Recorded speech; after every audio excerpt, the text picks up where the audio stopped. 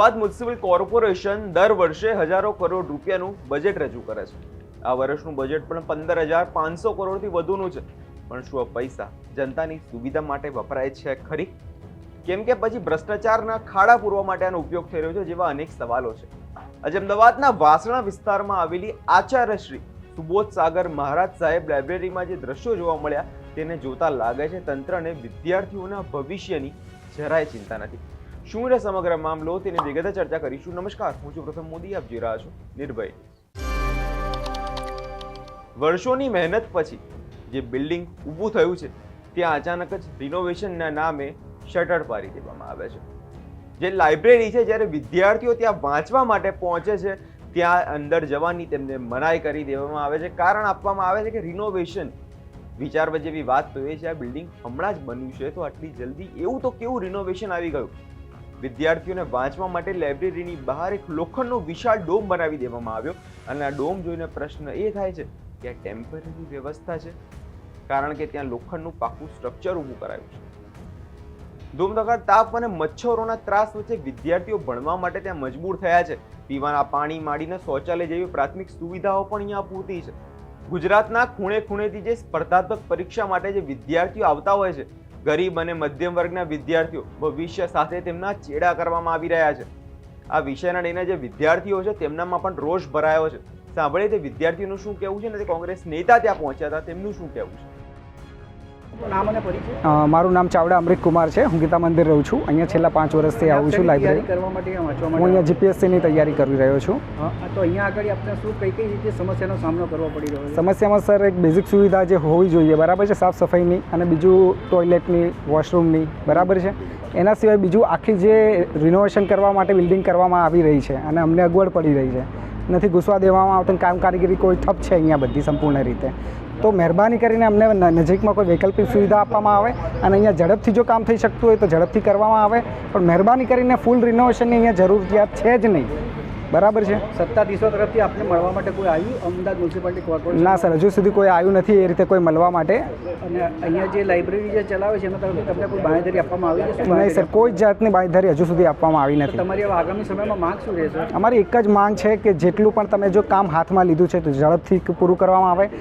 પૂરી renovation કરવાની લાઇબ્રેરીમાં કોઈ જરૂર નથી, તો મહેરબાની કરીને બેઝિક જે સુવિધાઓ છે, લેડીઝના વોશરૂમ છે, બોયઝના છે વગેરે, પાણીની સુવિધાઓ છે, બેઝિક સુવિધાઓ છે, એના ઉપર કામગીરી ઝડપથી કરવામાં આવે।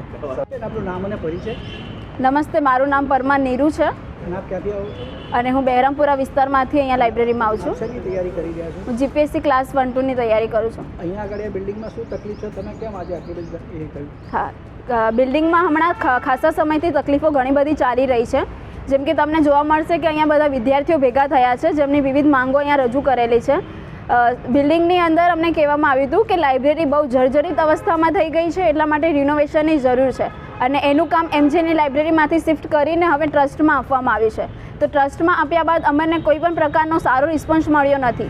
તમને દેખાય છે કે લાઇબ્રેરી સારી અવસ્થામાં છે એટલે તો આટલી બધી સંખ્યા અહીંયા આવે છે અને વાંચી રહી છે, પણ અહીંયા એવું કહેવામાં આવ્યું છે કે લાઇબ્રેરીને પાડીને ફરીથી ઊભી કરવામાં આવશે, નવો ડોમ બનાવવામાં આવશે। એના નામ ઉપર જે સારું વાતાવરણ હતું એ પણ છીનવાઈ ગયું છે।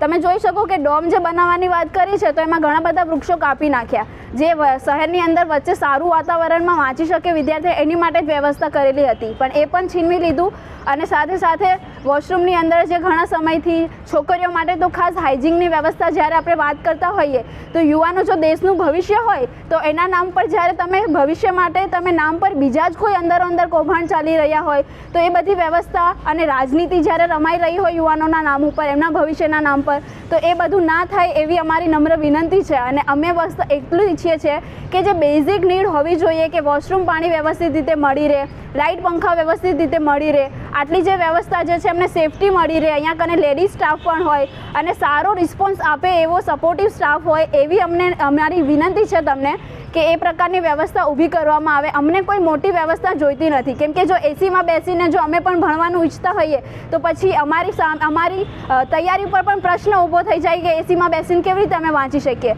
પણ અમારે કોઈ એસી કે પછી મોટી ફેસિલિટી જોઈતી જ નથી, ફક્ત નાની નાની વ્યવસ્થા જે છે એમને કરી આપવામાં આવે અને હવે અમે તાત્કાલિક વર્તમાન સમયમાં ઘણી બધી એક્ઝામ આવી રહી છે.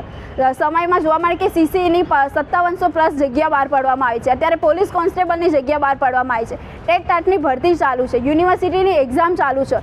જ્યારે સરકાર જો આટલી બધી પરીક્ષાઓ બહાર પાડી રહી છે તો સવાલ એ ઊભો થાય છે કે સામે યુવાનોને તૈયારી માટે માળખું કેટલું મળે છે, સામે સપોર્ટમાં કેટલા પ્રકારનું તમને સુવિધાઓ પૂરી પાડવામાં આવી રહી છે. સુવિધાઓ પૂરી પાડવાની જગ્યાએ બીજી સુવિધાઓ જે બેઝિક હતી એ પણ છીનવાઈ ગઈ છે. તો એ પ્રકારની વ્યવસ્થા ના થાય અને અમને સારો પ્રતિભાવ મળે, કેમ કે અમે જો ભવિષ્ય હોઈએ દેશનું તો અમને સારો પ્રતિભાવ મળવો જોઈએ, એ પણ અગત્યનું છે. તો અમારી વિનંતી છે આટલી કે આ પ્રકારની વ્યવસ્થા ઊભી કરવામાં આવે અને હવે આગળ કોઈ વધારે પ્રકારની વાતચીત ના થાય. અને જે રિનોવેશન થઈ રહ્યું છે તો એની સાથે જે અમને વાયદો કરવામાં આવ્યો હતો, ભલે લેખિતમાં વાયદો અમારી ભૂલ કે લીધું નહીં, કેમ કે અમે તમારા પર વિશ્વાસ રાખ્યો હતો ટ્રસ્ટ ઉપર કે તમે અમારું હિત ઈચ્છો, પણ જે લેખિતમાં વાયદો નથી કર્યો, મૌખિકમાં તમે વાયદો આપ્યો તો તમે તમારી જીબાન આપી હતી કે જ્યારે પણ રિનોવેશનનું કામ સ્ટાર્ટ થશે તો તમારા માટે વૈકલ્પિક વ્યવસ્થા કરવામાં આવશે. તો વૈકલ્પિક વ્યવસ્થાના નામ પર ખાલી જે ડોમ બની રહ્યો છે તો તડકામાં બેસીને આખો દિવસ કેવી રીતે વંચાઈ શકે, જેમાં લાઇટ ના હોય ને એમાં પંખો પણ ના હોય તો કેવી રીતે અમારે સાંજે વાંચવાનું. શિયાળામાં અંધારું સાંજે વહેલું થઈ જાય છે, છોકરીઓની સિક્યોરિટી શું, લાઇટ ના હોય તો શું કરવાનું. તો આ પ્રકારની વ્યવસ્થા પૂરી પાડવામાં આવે. અમદાવાદમાં એમજે લાઇબ્રેરી હસ્તગત ચંદ્રનગરમાં આવેલી એક લાઇબ્રેરીમાં અચાનક સવારે તાળા વાગી દીધા હતા. સવારે એકદમ શટલ બંધ કરી દેવામાં હતું અને વિદ્યાર્થીઓને કહેવામાં આવ્યું હતું કે હવે અહીંયા રિનોવેશનનું કામ ચાલી રહ્યું છે, તેથી અહીંયા તમે વાંચી નહીં શકો. આ તે કેવી અમદાવાદ મ્યુનિસિપાલિટી કોર્પોરેશનની વ્યવસ્થા છે. આગોતરી જાણ કરાયા સિવાય એ લોકોને કહી દેવામાં આવ્યું કે 28 તારીખથી આપ લોકો અહીંયા અંદર નહીં આવી શકો અને રિનોવેશનનું કામ અહીંયા અમારે કરવાનું છે. જો રિનોવેશનની વાતચીત કરવામાં આવે તો આ જે લાઇબ્રેરી છે એ બન્યા હમણાં ટૂંક જ સમય થયો છે, તો ટૂંક જ સમયમાં કેવી રીતે રિનોવેશનની જરૂર પડી તે બી ખૂબ મોટો સવાલ અહીંયા ઊભો થઈ રહ્યો છે. અને બીજી વસ્તુ જે અમે જે સ્થળ પર તપાસ કરીને જોયું તો અહીંયા ખાલી જે ટોયલેટ છે એની જ જરૂર છે, આખી બિલ્ડિંગની ક્યાંય રિનોવેશન કરવાની જરૂર નથી. અને વિદ્યાર્થીઓને જો વૈકલ્પિક વ્યવસ્થાની વાતચીત કરવામાં આવે તો તમે મારી પાછળ તમે જોઈ રહ્યા છો આવી રીતે ખુલ્લી જગ્યામાં ડોમમાં એ લોકોને વૈકલ્પિક વ્યવસ્થાના ભાગરૂપે અહીંયા બેસાડવામાં આવશે કે જેની અંદર દિવસના ટાઈમમાં ખાલી વિદ્યાર્થી વાંચી શકશે. સાંજના સમય અહીંયા કોઈ કરતાં કોઈ લાઇટની વ્યવસ્થા કરવામાં નથી આવી. અને આ જે ડોમ છે તેની અંદર ખુલ્લી જગ્યામાં વિદ્યાર્થીઓ બેસશે તો એમને મચ્છર અને બીજી વસ્તુનો બી અહીંયા ભય રહી રહ્યો છે. તો આ તે કેવી અમદાવાદ મ્યુનિસિપાલિટી કોર્પોરેશનની વ્યવસ્થા, એક બાજુ તમે ભણતરની વાત કરો છો અને બીજી બાજુ તમે ભણતર છીનવવાની વાતચીત કરી રહ્યા છો. અહીંયા આગળ જીપીએસસી ને એ જે કોર્સ હોય છે તેની તૈયારી કરવા માટે આવતા વિદ્યાર્થીઓ આવતા હોય છે. હવે એ લોકોનું ભવિષ્ય ક્યાંક ને ક્યાંક અંધકારમય થઈ ગયું છે. એ લોકો તો બાંહેધરી ખાલી આપવામાં આવી છે, પણ લેખિતમાં કોઈ બાંહેધરી નથી આપવામાં આવી. પરંતુ એ સૌથી સવાલ મોટો અહીંયા થાય છે. અહીંયા જો ડોમ જો બનાવવામાં આવ્યો છે તે ડોમ જે જોતા એવું લાગે છે કે આ ડોમ કાયમી માટે બનાવવામાં આવ્યો છે. એટલે ક્યાંક ને ક્યાંક આગળ જઈને આ જે ડોમ બનાવવામાં આવ્યો છે અને આ જે જગ્યા છે તે ક્યાંક ને ક્યાંક કોઈક ધાર્મિક જગ્યાને આપવામાં આવી રહ્યો એવી પેરવી ચાલી રહી લાગે છે. નામ અને પરિચય? સર, મારું નામ મુસ્કાન ખીમાણી છે. હું જામનગરથી બિલોંગ કરું છું, પણ હું 3 વર્ષથી મારા ભાઈ સાથે જુહાપુરામાં રહું છું. અહીંયા શું પ્રોબ્લેમ થયો છે આપણે? સર, હું અહીંયા 2 વર્ષથી આ લાઇબ્રેરીમાં આવું છું અને આ લાઇબ્રેરી અલગ ટ્રસ્ટના નામે થઈ છે. એટલે અમને 4-5 મહિનાથી એવા વાયદા મળતા હતા કે અહીંયા રિનોવેશન અમે કરાવીશું, આખી નવી બનાવીશું, પણ રિનોવેશન કરવા માટે તમને અલગથી એક પ્લેસ આપશું અને તેમાં તમારી બધી સુવિધા, પંખા, લાઇટ બધું કરી અને તમને વાંચવા આરામથી દેવામાં આવશે. પણ છેલ્લા 1 મહિનાથી અહીંયા પાણીની જગ નથી આવતા, અથવા આવે અથવા ના આવે એવી રીતે છે. અને કાલે એવું કહી દીધું કે હવે કાલથી લાઇબ્રેરી બંધ છે, આ નોટિસ તમે વાંચી લો, હું કાલે શટર પાડી દઈશ. અહીંના જે મેનેજમેન્ટવાળાએ જે મોહિતભાઈ શાહને બેસાડ્યા છે ને એમને એવું કીધું. અને દાદાગીરીથી અમારી યારે વાત કરતા હતા કે કાલે કોઈ અંદર નહીં આવે. અને સવારે અમે 2 કલાક અહીંયા નીચે બધાય બેઠા, શટર પાડી દીધું. આ તો અમે બધાને પહેલાં અમિતભાઈ શાહ પાસે ગયા અને પછી લાલાભાઈનો સંપર્ક કર્યો એટલે આ શટર ખોલ્યું અને કીધું કે હવે તમને એક રૂમ અલગથી આપશું અને હવે સ્ટુડન્ટને કોઈ તકલીફ નહીં પડે એવી રીતે રિનોવેશન કરશું. અમારી એટલી જ માંગ છે કે બસ અમારી જે જૂન જુલાઈ સુધી જે ભરતી બધી આવી છે એમાં અમને જોબ જોઈ છે, એના માટે તો અમે આટલા દૂરથી લાઇબ્રેરી વાંચવા માટે આવી છીએ. બસ અમને શાંતિથી વાંચવા દો, ટોયલેટ અને પાણીની સરખી સુવિધા આપો, બસ આટલું જ અમારું કહેવું છે. તમે તમે ભલે રિનોવેશન કરો પણ અમને તકલીફ ના આપ 2 આપો. વર્ષથી અહીંયા આવી રહ્યા છો તો આપને ક્યાંક લાગે છે કે રિનોવેશનની જરૂર છે આ બિલ્ડિંગમાં? સર અમને એવું જ લાગે છે કે ખાલી વોશરૂમને સાફ સફાઈ અને વોશરૂમ એક નવું બનાવવાની અને પાણીની સુવિધાને જ રિનોવેશનની જરૂર છે. બાકી અંદર ટેબલ પંખા બધું વેલ ગુડ છે, કેમ કે આ 15 વર્ષ પહેલાં જ લાઇબ્રેરી બની છે. આપણા ઘર પર 15 વર્ષ પહેલાં બનતા હોય છે ને તો એમાં પણ કાંઈ આપણે 20-25 વર્ષ સુધી જોવું નથી પડતું. એમ જ અંદર વેલ એન્ડ ગુડ છે, કોઈ રિનોવેશનની જરૂર નથી. બસ ખાલી વોશરૂમ અને પાણીની જ સુવિધા અમને કરી દો અને અમે શાંતિથી વાંચી શકીએ. અમારે કોઈ ઇસ્યુ નથી બાકી. આમાં ક્યાંક ને ક્યાંક તમને ભ્રષ્ટાચાર થયું લાગી રહ્યું છે? ના ના સર, ભ્રષ્ટાચારનું તો એવું કાંઈ નથી. બસ થોડુંક મેનેજમેન્ટ સારું કરી દો અમારે અને એએમસીનો એક સ્ટાફ ગવર્મેન્ટનો હોય તો લેડીઝની થોડીક સેફટી રહે બસ. આજે કોર્પોરેશનની લાઇબ્રેરીમાં કંઈક થોડી મગજમારી થઈ જાય, સુપ્રસ્થાજન કેવી રીતે હલ થયો એનો? અમદાવાદ મ્યુનિસિપલ કોર્પોરેશન સંચાલિત જાહેર વ્યવસ્થાના ભાગરૂપે લાઇબ્રેરી વિવિધ વોર્ડમાં જ સંચાલિત હોય છે. આ લાઇબ્રેરીને મેન્ટેન કરવા માટે કે ચલાવવા માટે ખાનગી ટ્રસ્ટને આપવામાં આવે, પણ જે ટ્રસ્ટને આપવામાં આવ્યા પછી જે લાઇબ્રેરી વર્ષોથી ચાલતી હોય ને એમાં ગરીબ સામાન્ય વર્ગના બાળકો પોતે પોતાનું કોલેજનું શિક્ષણ મેળવતા હોય, એમાં અભ્યાસ કરતા હોય અથવા તો સ્પર્ધાત્મક પરીક્ષાની તૈયારી કરીને ઉજ્જવળ ભવિષ્ય માટે મહેનત કરતા હોય.